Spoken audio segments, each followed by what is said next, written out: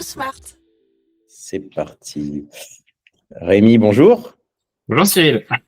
Merci de te prêter au jeu ce matin sur ce partage, ce retour d'expérience à travers le sujet gérer sa production avec Odoo. Est-ce que, en introduction, tu peux te présenter, s'il te plaît? Oui, alors donc moi c'est Rémi Blachon. Donc j'ai créé Silec, une entreprise de fabrication de cartes électroniques il y a 12 ans. Voilà, maintenant j'ai repassé cette entreprise à mon épouse qui s'en occupe. Et depuis 6 mois, depuis septembre, je suis chez TooSmart, intégré chez TooSmart en tant que lead développeur. Donc voilà mon parcours. J'ai 17 ans d'expérience dans le développement. Donc avant j'ai fait beaucoup de développement spécifique. Ouais. Top, merci. Et effectivement, on travaille tous les deux sur le projet TooSmart. Moi, je suis Cyril de Saint-Paul. J'ai un peu moins d'expérience que toi. J'ai une petite dizaine d'années sur les sujets de transfo digital, que ce soit pour des groupes, des startups, des PME, avec toujours la logique de comprendre le métier pour créer des projets sur mesure, plutôt en amont de la construction des applis ou de projets, même de manière générale. Et TooSmart, pour rappeler rapidement ce qu'on fait, c'est qu'on crée des applications métiers sur mesure. On le fait avec une méthode de process expérience. Donc, on innove donc sur cette méthode, comprendre quel est l'usage, comment les gens travaillent sur le terrain, identifier où on a du papier, du Excel et des tâches qui n'ont pas de valeur ajoutée qu'on peut automatiser. Et ça, on le fait avec des acteurs du BTP, de l'industrie, des réseaux de franchise, des groupements aussi. Et on innove également sur le business model, puisqu'on lisse les budgets en mensualité pour pouvoir donner accès à cette innovation au plus grand nombre. Du coup, on va démarrer enfin, maintenant que les gens nous connaissent tous les deux, est-ce que tu peux nous parler de Silec, s'il te plaît, et nous présenter un peu globalement ce que tu faisais et ce que la boîte fait toujours? Alors en fait, Silex, c'est spécialisé dans l'ingénierie électronique. En fait, ce qu'on appelle l'ingénierie électronique, ça va être l'étude d'une carte électronique. Donc on part d'un besoin. On va faire du prototype derrière, et puis l'idée, c'est d'aller jusqu'à la série. Donc Silex s'occupe jusqu'à la moyenne série. La moyenne série, ça va, on va dire, sur des fabrications, des batchs de 1000 à 2000 cartes maximum. Ok, ce qui est quand même déjà un bon chiffre et qui du coup nécessite du suivi en termes de stock, de prod, enfin, tout ça. Et donc du coup, j'imagine que tu avais des petites particularités sur ce métier. Est-ce que tu peux nous parler des problématiques que tu rencontres chez Silec? Alors, le gros souci, effectivement, de l'électronique, on a des composants, beaucoup de composants sur une carte électronique. Donc, il faut gérer tous ces approvisionnements. Quand j'ai commencé en 2012, j'utilisais un logiciel assez simple qui s'appelle EBP, de gestion commerciale, où je gérais les stocks là-dessus comme je pouvais. Avec des nomenclatures, voilà, c'était pas évident, mais bon, ça faisait le taf en 2012. Au fur et à mesure, les besoins ont évolué. Il a fallu vraiment avoir une vision des stocks et des délais d'approvisionnement. Et là, sur le coup, le logiciel n'était plus du tout adapté. Donc, j'ai commencé à faire des développements spécifiques autour de BP pour m'en sortir. Et puis 2020 est arrivé et là, ça a été une horreur parce que les délais d'approvisionnement sont explosés sur les composants. On n'avait même plus de date de livraison, clairement, à un moment. Et là, le suivi pour une carte était très complexe. C'est-à-dire qu'en fait, on pouvait avoir 99% des composants électroniques d'une carte. Et le 1% restant faisait qu'en fait, on ne pouvait pas livrer et ne pas fabriquer la carte. Ça, avec EBP, c'était très dur à suivre. Donc voilà, c'est des tableaux Excel dans tous les coins. Enfin, c'était très compliqué. D'où l'idée, en fait, de trouver un logiciel qui corresponde vraiment. Le spécifique était trop compliqué pour moi parce que j'avais pas le temps de le faire en parallèle. Et Odoo était la bonne réponse pour ça parce que j'avais une brique de départ qui était faite, qui était complète. Et j'avais juste à développer mes blocs que j'avais besoin pour adapter vraiment à mon métier très spécifique. Top. Ouais, effectivement, pour contextualiser, nous, on travaille avec Voodoo, donc d'où le d'où la création de ce contenu aujourd'hui. Et est-ce que tu peux nous partager justement ce retour, enfin ce choix plutôt, qu'est-ce qui t'a orienté sur Voodoo? Là, on a évoqué les problématiques, mais est-ce qu'il y a des éléments, le choix, module versus DevSpé, le prix, la technique, et quels sont les facteurs qui t'ont intéressé, sur cette solution? Ah bah, premier point, évidemment, vu qu'on est une entreprise de 2 personnes, c'était le prix, clairement. Donc là, effectivement, il est très bien positionné. Quelque chose qu'on n'avait pas sur EBP, c'était la modularité. Alors là, c'était figé. Le gros avantage de Odoo, c'est qu'il est très modulaire, très flexible. Donc ça, c'est un gros point. Et surtout, grâce à son côté open source, on a accès à tout le code source. Donc en fait, on peut voir comment c'est réalisé, on peut le modifier et l'adapter à son besoin. Ça, c'est quelque chose qui n'était pas possible sur EBP, parce que le code source est propriétaire. Et puis, enfin, quelque chose qui était très intéressant pour moi et mes clients, c'était le SAS. C'est vrai que d'avoir ça dans un navigateur et pouvoir rendre accessible un portail client pour qu'il puisse suivre ses devis, ses commandes, le statut d'avancement, c'est quand même un gros point en plus. Est-ce qu'avant, du coup, comment tu faisais, pour partager ces infos-là avec tes clients? Et bah, c'était tout par échange de mails avec des exports PDF depuis EBP pour un devis et il fallait toujours être, il y avait toujours un temps de décalage entre la demande et voilà. Donc quand je suis en production sur une machine, je peux pas pendant ce temps m'occuper de ça. Donc clairement, c'était assez bloquant. Les clients, bah, ils n'avaient pas leur réponse tout de suite, ça pouvait être embêtant. Là, avec Odoo, aujourd'hui, le client, il se connecte à son portail, il sait directement où j'en suis dans la production en fait. OK. Et ouais, c'est beaucoup plus de transparence et surtout que ça correspond plus à l'usage actuel puisque, bah, on a tous l'habitude, hein, en B2C ou B2B, d'avoir un suivi assez précis, en fait, de d'où en est la livraison, la production, et cetera. Et sur la partie, prix, du coup, est-ce que tu peux nous aiguiller? Tu disais que c'était un intérêt. Combien tu payais avant? Combien tu payes avec Odoo? Quels sont les Est-ce qu'il y a une grosse variable? Alors, avant, sur EBP, donc j'avais deux modules. J'avais le module de gestion commerciale, donc qui me permettait de faire les devis, les factures forcément. Après, le suivi des articles, des nomenclatures. On était sur un coût annuel pour ce module-là aux alentours de 1500 euros. Pour la partie comptabilité, qui était encore un autre logiciel en plus de BP, là, on était aux alentours de 1000 euros. Donc, ça nous fait 2500 euros. Là, avec Odoo, on est aux alentours de 40 euros par mois, 37 euros à peu près. Donc, on a une énorme différence annuellement. Pour des équivalences, en tout cas, en termes de fonctionnalités de base. Ouais. Voilà. Sachant que tu as en plus, tous les modules avec leur nouvelle version, tu peux accéder à tout, donc si jamais tu veux, utiliser d'autres fonctionnalités, tu peux aussi, sans augmenter ton abonnement.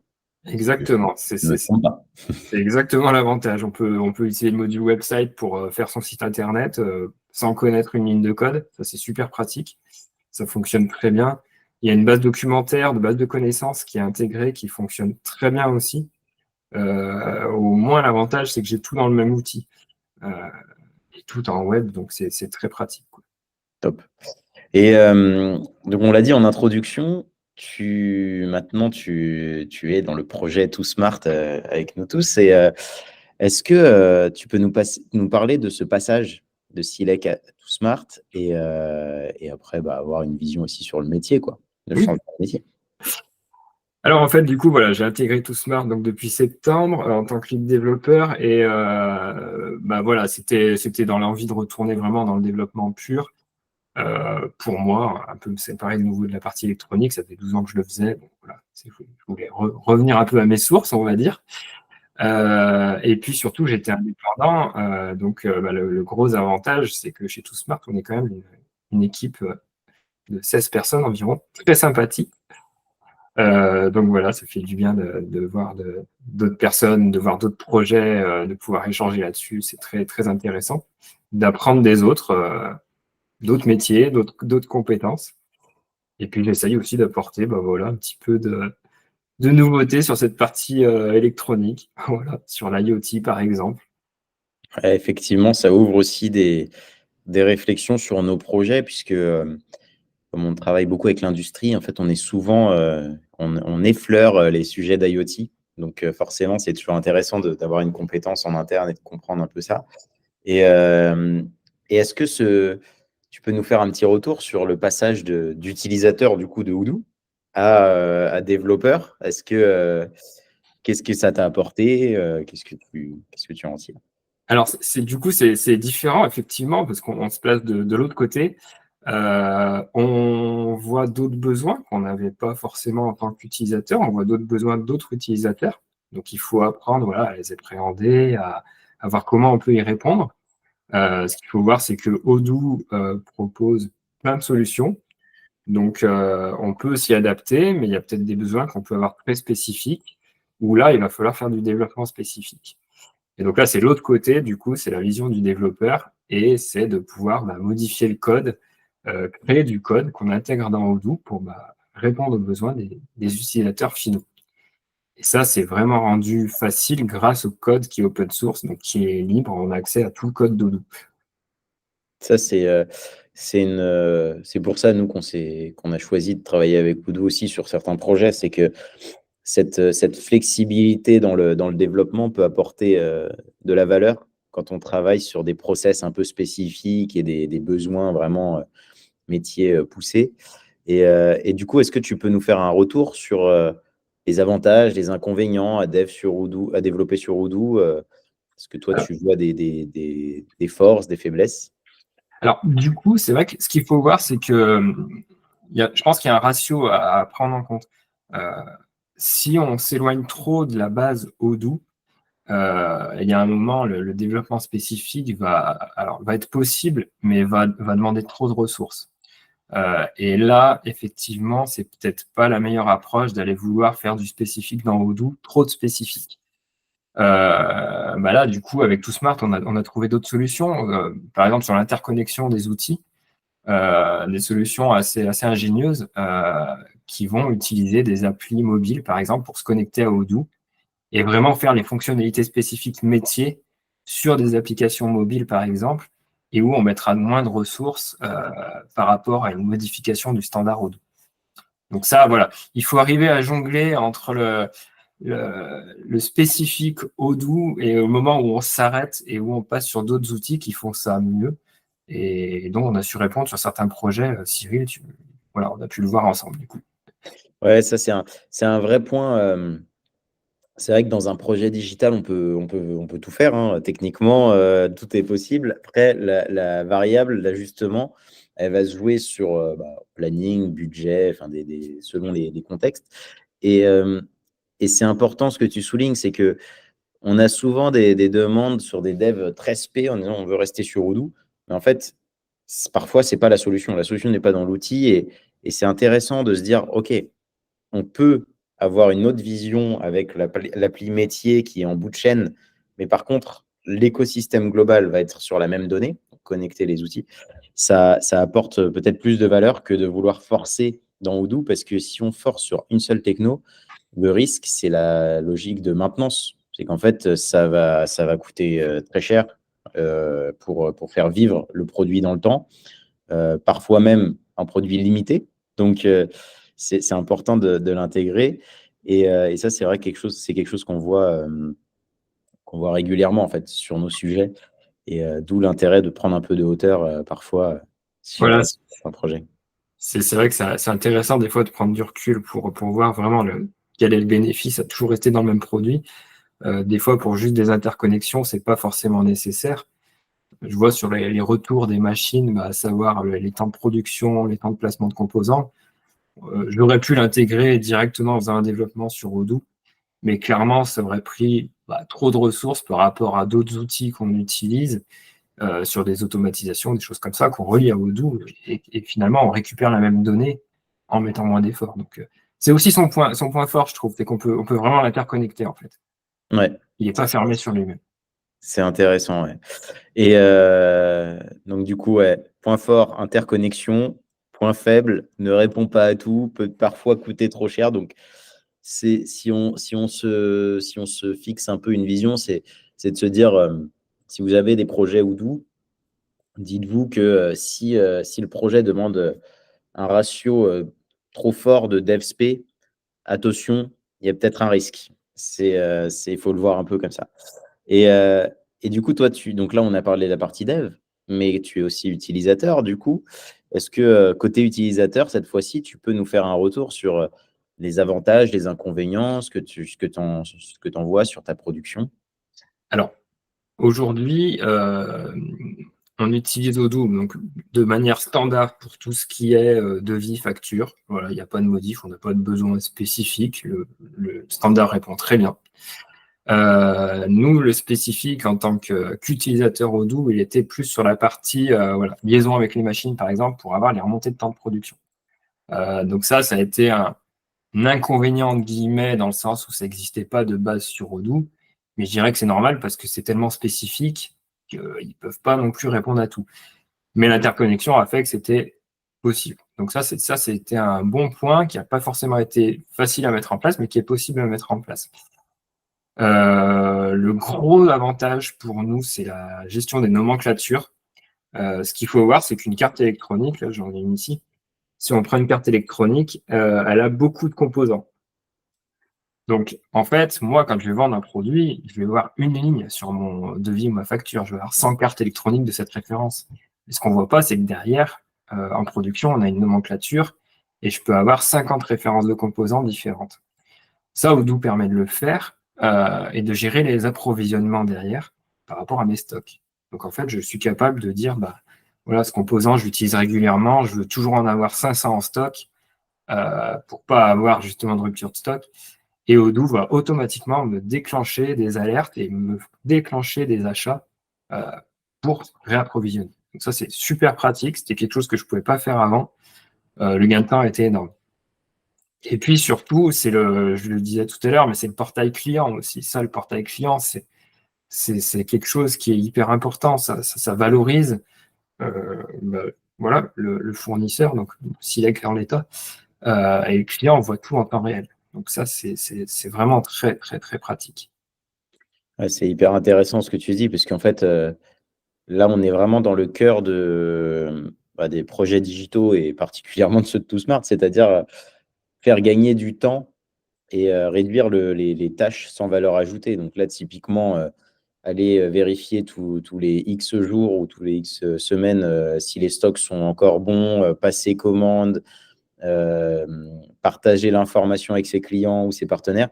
C'est des tâches qui sont répétitives, qui prennent du temps et qui sont sans grande valeur ajoutée, entre guillemets, puisque en théorie, beaucoup de gens peuvent le faire. Donc, automatiser au maximum ce genre de choses, c'est vraiment la valeur d'un outil. Et donc, là, en l'occurrence, Odoo, mais d'autres peuvent répondre aussi, quoi. Tout à fait, ouais. Ouais, ouais. C'est clair que, bah, surtout, voilà, vu le contexte dans l'électronique, par exemple, aujourd'hui, le gain de temps est utile parce que les difficultés d'approvisionnement font qu'on passe beaucoup de temps à aller chercher à droite, à gauche des équivalences de composants, où sont les stocks. C'est compliqué. Et c'est vrai que gagner du temps rien que sur cette partie de gestion, si on me demande d'envoyer une copie d'une facture ou tout ça, bah, voilà, le client est autonome et puis lui, il est content, il a sa réponse tout de suite. Et puis c'est vrai qu'avoir un portail pour le client, c'est plutôt sympa à son image, et c'est quelque chose de très agréable. Et ça, sur le coup, c'est inclus de base dans l'abonnement Odoo. C'est pas du spécifique. Et ça, c'est un gros, gros point positif. Ouais, hyper intéressant. Et du coup, là, pour rebondir sur cette phrase, les points positifs, est-ce que toi, tu peux nous partager tous les bénéfices que ça a pu apporter à Silek de manière globale, de passer j'essaie de gérer ta production sur Odoo? Bah, clairement, le gros avantage aujourd'hui que je vois en premier, c'est les stocks. On n'a plus de rupture de stock sur la plupart des composants. Parce que j'arrive à gérer ça en amont du problème, donc en gérant justement ces stocks minimaux et les commandes automatiques.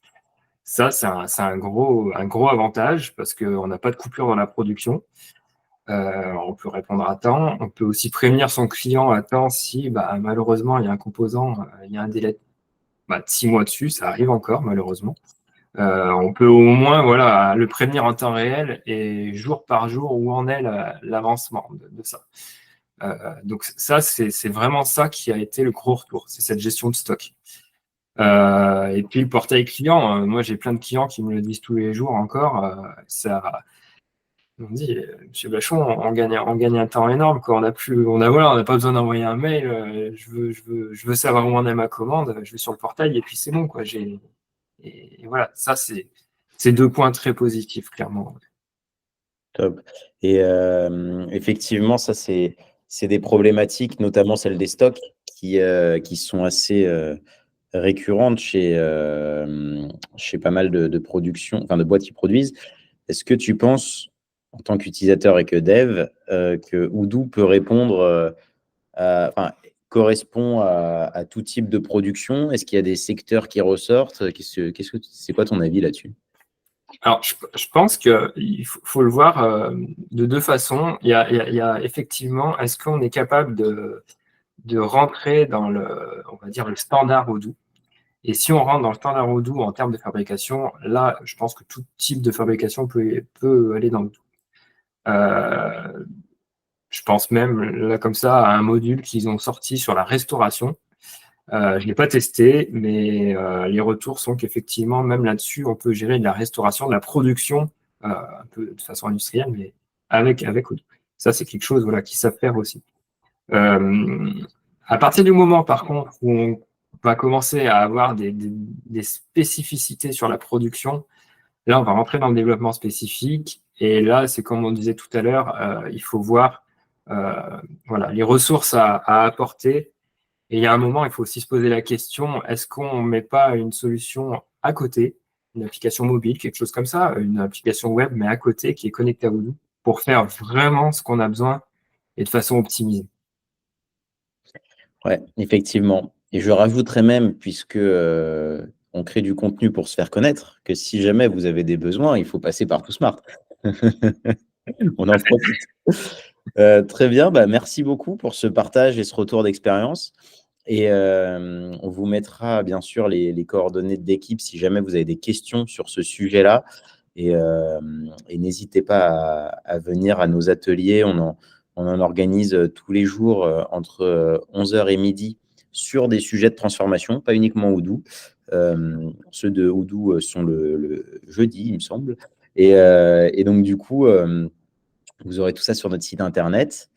Merci beaucoup, Rémi. Merci beaucoup, Cyril. Merci à tous. Et merci à tous. Bonne journée. Bonne journée.